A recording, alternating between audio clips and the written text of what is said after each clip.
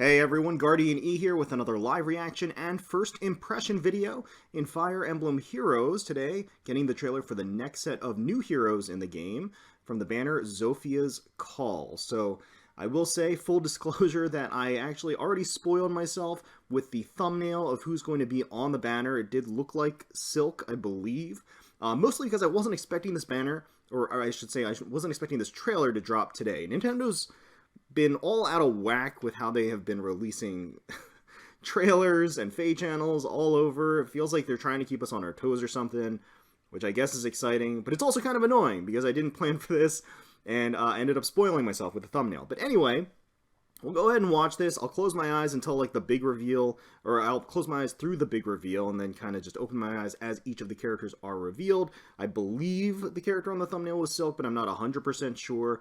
It would make sense certainly with the name of the banner. But let's go ahead and take a look at the units for the first time together. Okay. And I should open my eyes right about now. Oh my god, really? We're getting the loyal Lieutenant Forsyth. I honestly was not expecting to see Forsyth anytime soon. I gotta be honest with you. Soul Lance, Bold Fighter, Joint Hone Defense. So he's gonna be an armor, Lance armor. Naturally, if you're going to have Forsyth, you're going to have the apathetic archer, Python, as well. So, Cavalry, Green Archer, Shortbow Plus, Moonbow, Beat Homebreaker. So, it looks like we've got a pretty good candidate for demotion here. Alright, so, yep, Adherent of Mila. So, we are getting Silque, who will be an infantry healer. Oh boy, what is that staff? And it is inheritable. I can't wait to read that description. It looked like it was a, maybe, oh, mild middle sister? Catria? What? So it's the Valentia Catria? That's so interesting. And it looks like, that's so bizarre. It looks like she's also, like, the prize as far as, like, skills are concerned. She has her own special weapon. The art is gorgeous, actually, for Catria. She kind of took me by surprise a little bit. And then if we take a look at the map here, it looks like it's just Leaf, Edgy Alphonse back there, so no surprises there to be had. Okay, alright, let's keep going. It looks like the banner is going to be starting on the 12th, which we already knew. We already knew that was going to be not the 12th, the 21st. We already knew that was going to be happening, so that is going to be on Tuesday? Monday? Something like that. So we knew that was happening. I was expecting the trailer to hit actually tomorrow. That was my prediction, but of course I was way off. So that's very cool. We're getting a Valentia-themed New Heroes banner. Pretty out of left field, and I would say pretty overdue as well. A lot of units that I thought we weren't going to see anytime soon. Silque, I think a lot of people had been requesting for quite some time. Python and Forsyth definitely came in out of left field for me. I was not expecting them to be dropped into the game at this point in time. And Catria is a weird choice. Obviously, Valentia has their own version of the White Wings, but this is the first time we're seeing, I guess, that adaptation, like this, a different version. It's weird. It's like an alt of a character that exists that isn't the same character, but is the same character across multiple games. So it's like a different canon version of the same character. I don't know if what I said made any sense at all. I guess it would be the equivalent of having, like, all these different Annas in the game, right? I guess, even though we only have one Anna. Anyway, it's a unique situation, of course, because of the way that the White Wing sisters are handled in multiple games. But it's very cool, and Catria's art looks absolutely gorgeous here. So I'm definitely eager to go back and take another look at what she's got. That also opens the door, of course, to getting the other White Wings from Valentia or any other game brought into Fire Emblem Heroes, I guess. So anyway, let's keep going. It looks like there's more to the trailer. Potentially, there's like 10 seconds left of the trailer. So let's see if there are any surprises like the last time around. There are! Valbar! Oh man, Valbar. That's so cool. Wait, so hold on. Let's back up. Valbar is going to be... Is he another 3 to 4 star? He is. Okay. So Valbar, open and honest, also appears as a non-focused 3 to 4 star new hero. So Leon is definitely going to be very happy with that. I am sure. The man of his dreams, Valbar, is finally in the game. Looks like he's rocking a Brave Lance. And beyond that, he's an infantry armor, which you would expect from a character of his archetype. So that's pretty cool. Let's take another look at his art, actually. Whoops. Here he goes. Looks like he's got Vengeance as well. Let's just take another quick look. So, alright, looks like he's got Vengeance as well, and that is his art. He looks good. He looks pretty good. I don't know who did that art. I'm not going to say that it's a new artist or it's an old artist, because I know what happened last time. I was, like, way off base. But, looks cool, I would say. Pretty neat. He could just... It could be that he has the Brave Lance, just because he's a 4-star in this image. Or in this trailer, and therefore we don't see what his, like, special weapon is when you know, in 5-star form. But yeah, pretty cool. I'm excited the fact that they included Valbar, and I'm excited that they're doing this more and more often. Adding a character, almost like a pre-demote, into the 3 or 4-star pool with a new hero banner. And it seems like that's what they're going to be doing going forward, and I think that's a smart decision. So let's go ahead and rewind, take another look at the specific skills that each of the units have, so we can sort of fully evaluate, or at least preliminarily evaluate, whether or not it may be worth pulling for them. So let's take a look. I also want to take a closer look at the art, because a lot of the art on this banner looks pretty great. Forsyth here, stand aside. My journey to becoming a knight. All right, I'm ready to take on the world. There he is. Okay. Let's pause here, take a look. So this is going to be an exclusive weapon to him, Soul Lance. It's a 16 might lance. Grants res plus 3. That's interesting. When unit deals damage to foe during combat, restores 10 HP to unit.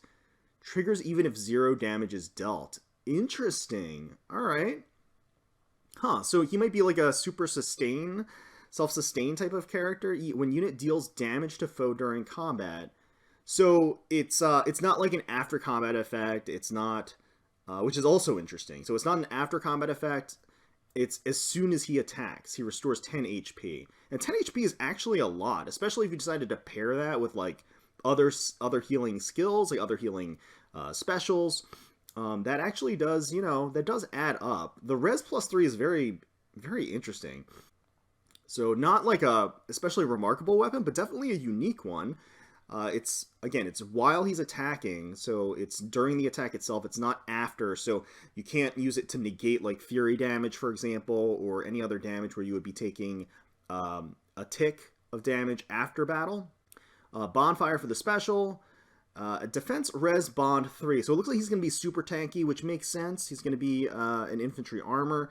Defense res bond 3, if unit is adjacent to an ally, grants defense res plus 5 during combat, so these bond skills are always very good, and this one obviously very specifically situated for increasing overall bulk and defenses, so pretty good combination of stuff. Bold Fighter 3 for the B slot is a very, very powerful skill, as always. Little interesting that they went with Bold Fighter here rather than Vengeful Fighter, or even one of the more recent skill that was introduced by duo unit Hector. And the reason why I say that is because it seems as though Forsyth is enemy face oriented, or it looks like, at least.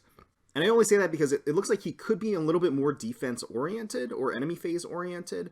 I guess he doesn't have to be played that way, but I would have kind of expected to have Vengeful Fighter on this character, but that's fine. Bold Fighter is excellent, and of course if you wanted to fodder off Forsyth, Bold Fighter is not a bad choice. Joint Hone Defense for the C slot. At start of turn, if unit is adjacent to an ally, grants defense plus 5 to unit and adjacent allies for 1 turn. Yeah, so that's definitely a pretty good skill. I mean, nothing here blows me away. Soul Lance is unique, and just because it's unique, it's interesting to me. I like unique things. I like unique utility.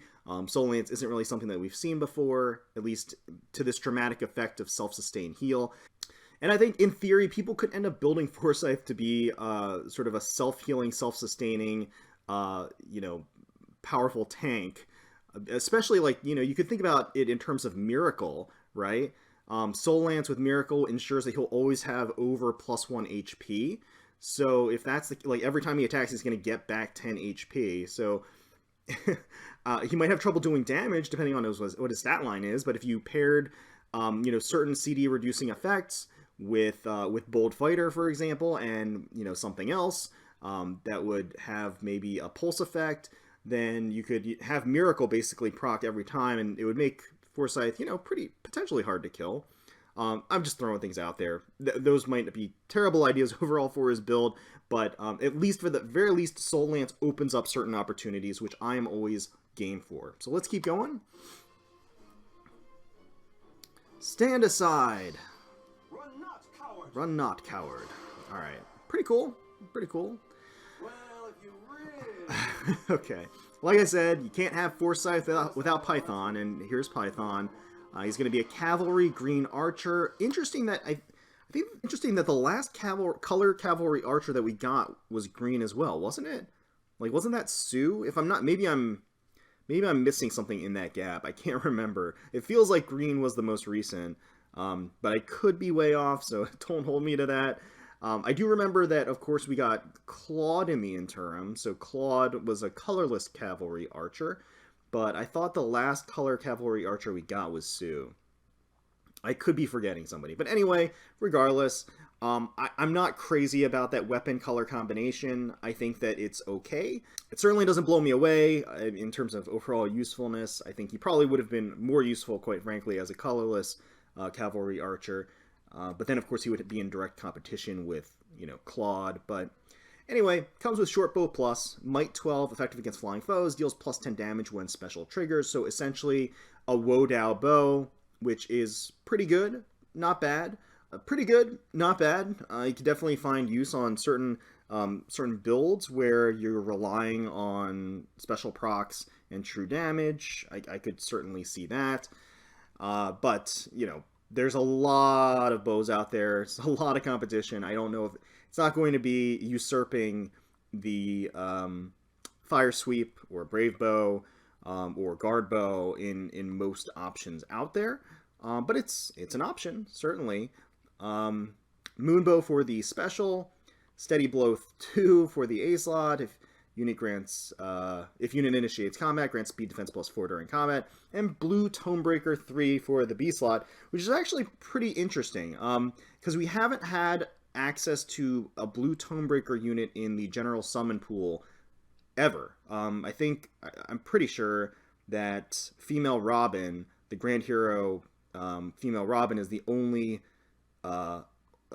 unit with Blue Tonebreaker, if I recall correctly. Again, I may be mistaken. I may be forgetting a unit somewhere along the lines that has it, but I know that, at least for I know it's pretty rare, if not completely limited to Female Robin. So it's nice to certainly have that skill on another unit, but based on these skills and what's available, Python certainly feels like probably the demote of the banner. And given Python's personality, I would not be entirely... I think he's probably perfectly okay with that, to be completely honest. So let's take a closer look at Python's art here. Looks pretty cool. He does. I think they did a good job being faithful. So, Adherent of Mila, Silque is a unit certainly that I think a lot of people were waiting for and looking forward to. The art is by Lack, who has been a little bit hit or miss, I would say. Usually doing some pretty great work, but a couple of recent misses maybe in what maybe not misses, but I guess stylistic choices that may be a little bit questionable. But Silque looks pretty good here. I like what he did or she did with the art here. Infantry staff user, so no surprises here, but I am curious to see what her staff is because I know that it is inheritable. So let's pause here. So Melancholy Plus, I believe this might be Witchy Wand, but in a at least from the attacking animation, it looked like it could be Witchy Wand, but non-seasonal. So Might 12, after combat, if unit attacked, reset special cooldown. Yeah, okay, let me just read through the rest of this. Guard, foes within 2 spaces, neutralize special. Yes, no, that's exactly what it is. So we have access now to basically a regular pool Witchy Wand. So we finally have access to a regular pool Witchy Wand, which is great. Halloween Mia. For those of you who don't know, Halloween Mia is a Halloween seasonal that's actually currently available on a banner. So you could technically pull for her, but she has Witchy Wand, which has the exact same effect here as Melancholy Plus. So you could forego summoning specifically for that seasonal, since seasonals, are pretty rare, since they only appear, once per year or on a legendary banner. You could forego sacrificing your Halloween Mia and instead go for Silque here, who will be in the regular pool. So Melancholy Plus, Witchy Wand / Melancholy Plus, excellent staves. I inherited my Witchy Wand Plus, or a Witchy Wand Plus onto my Brave Camilla, and it is extremely useful. Definitely is a powerful asset in certain game modes, can completely shut down certain tactics. So it's a very valuable staff. From a strict utility standpoint, and definitely from a gameplay standpoint, you can have a lot of fun with a staff like this. So definitely happy to see it introduced into the regular pool. Recover Plus restores HP equal to 50% of attack, plus 10.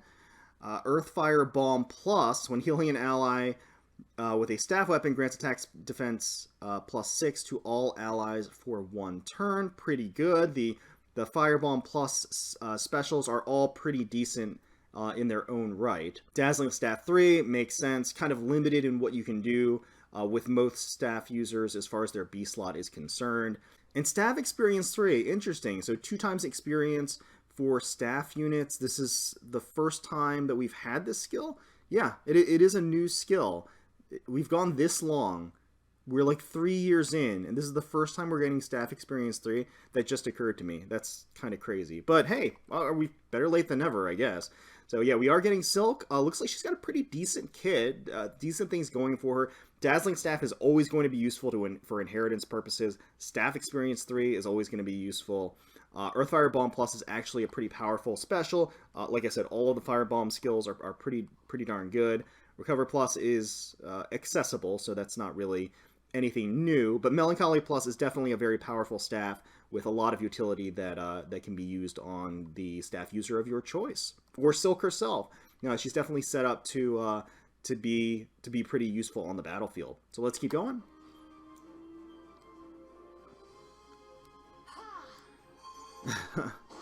Pretty good. I like her art. It's not that dynamic or anything, but it's pretty good.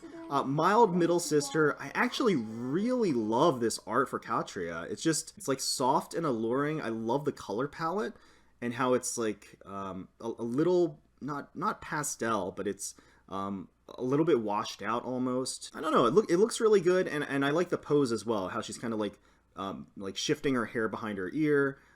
It looks like she has a flyer sword unit, which I had actually missed the first time around. I think just because I assumed that she was going to be a lance user. So she is going to be a red flyer. Let's keep going here and take a look at what skills she has. So I'll pause here.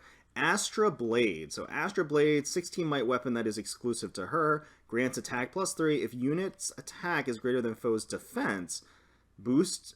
Really? If unit's attack is greater than foe's defense? That is such an easy condition to meet. Boosts damage by 50% of unit's attack minus foe's defense. What?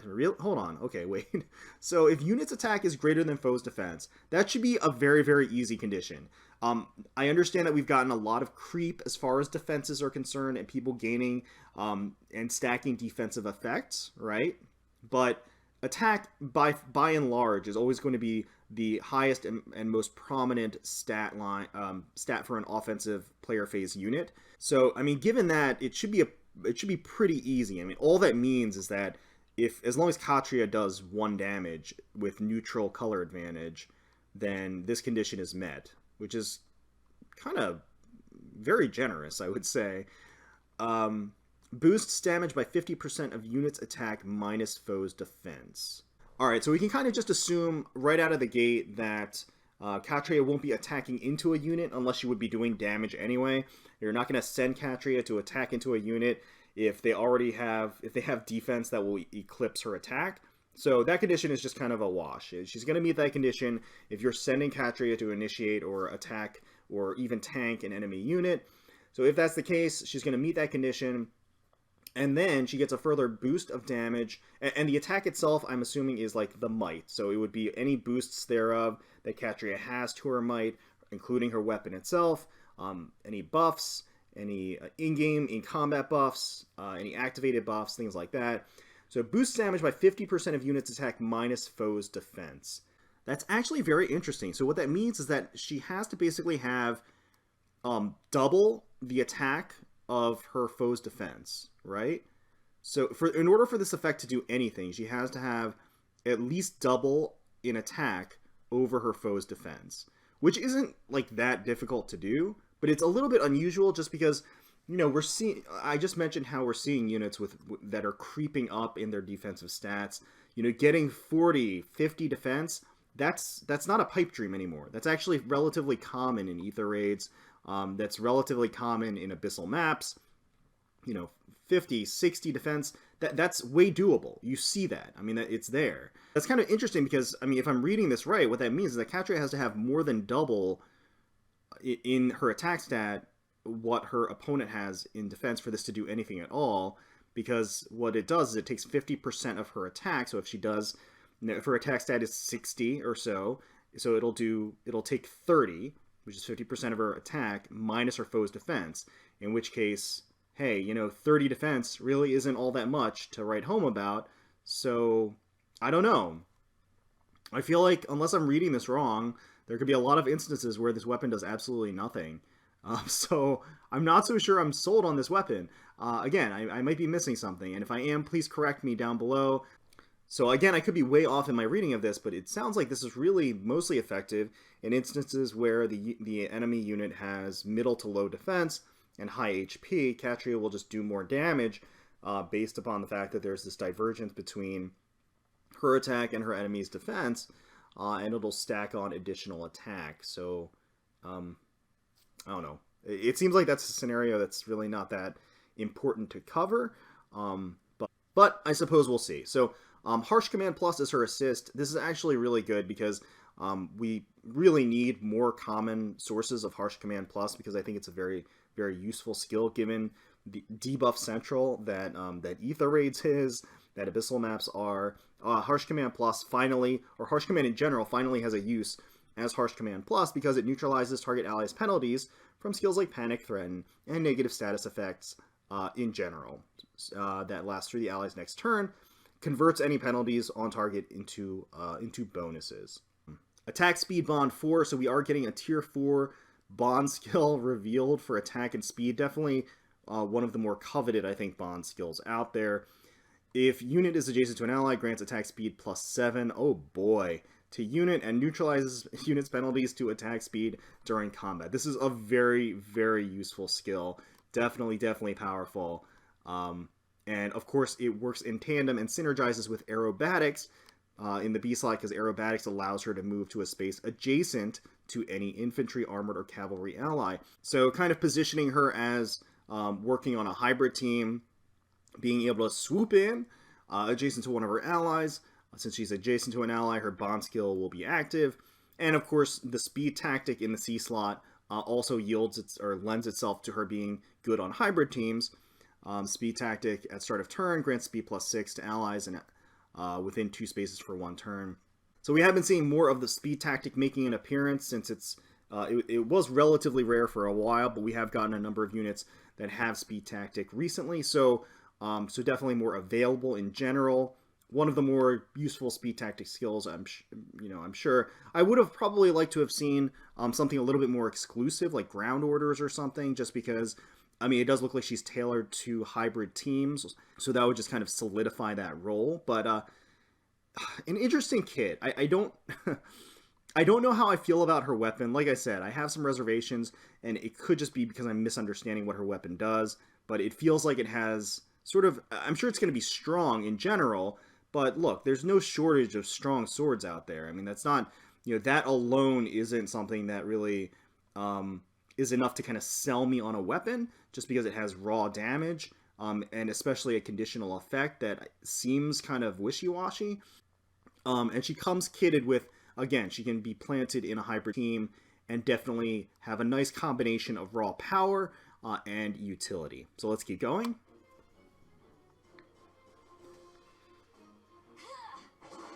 The art's great, though. Again, I'm kind of repeating myself, but I really love Catria's art in this version. So we are getting Lethal Swordsman as the new story chapter, like we said. And again, we're also going to be getting Valbar, which is pretty darn cool. So the banner begins early next week. None of these units blow me out of the water at all. Python in particular looks like a very, very good candidate for a demotion. But I think they bring, or rather I should say they fill out a lot of the gaps in the summon pool for certain skills. Like Blue Tonebreaker, for example. Silque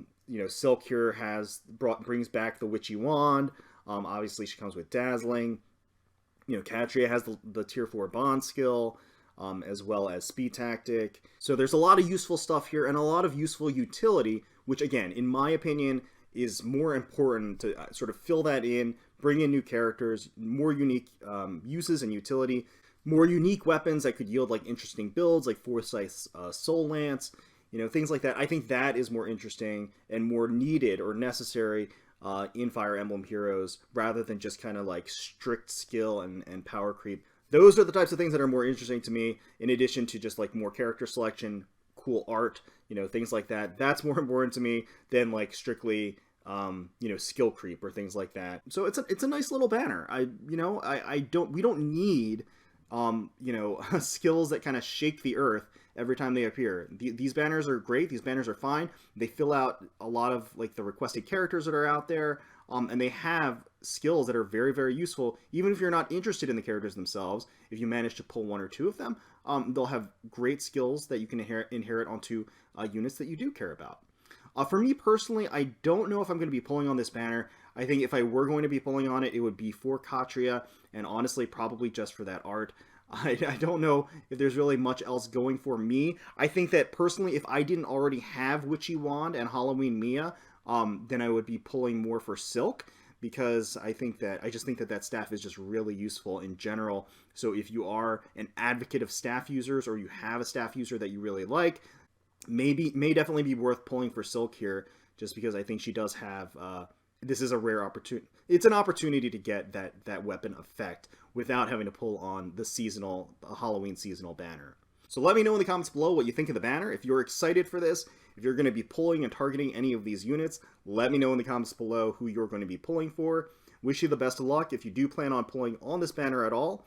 Hopefully you enjoyed watching the video and the reaction. If you did, please feel free to leave us a like, comment, and subscribe to the channel for more Fire Emblem Heroes content.